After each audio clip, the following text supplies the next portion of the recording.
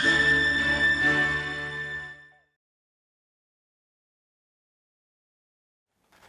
suis en train de feuilleter la brochure consacrée à notre promenade dans le Perche, et j'avoue que c'est assez alléchant tout ça.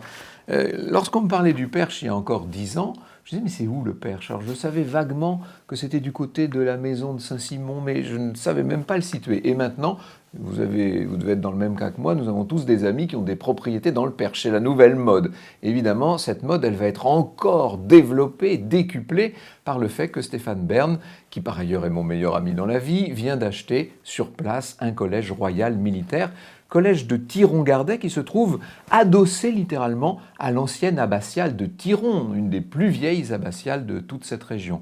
Alors évidemment, nous serons reçus par Stéphane lui-même en son domaine. Il va se faire un plaisir de vous raconter ce que c'est qu'un collège royal militaire et j'espère qu'il me laissera une toute petite place pour vous donner quelques détails parce qu'il y a beaucoup à dire sur cet endroit merveilleux. Je crois que c'était la première fois que je suis allé chez Stéphane à Thiron-Gardet. Il me dit « Ah, il faut que je t'emmène chez une amie qui est la maire d'un village voisin ». Le village en question, c'est le village de Phrasé.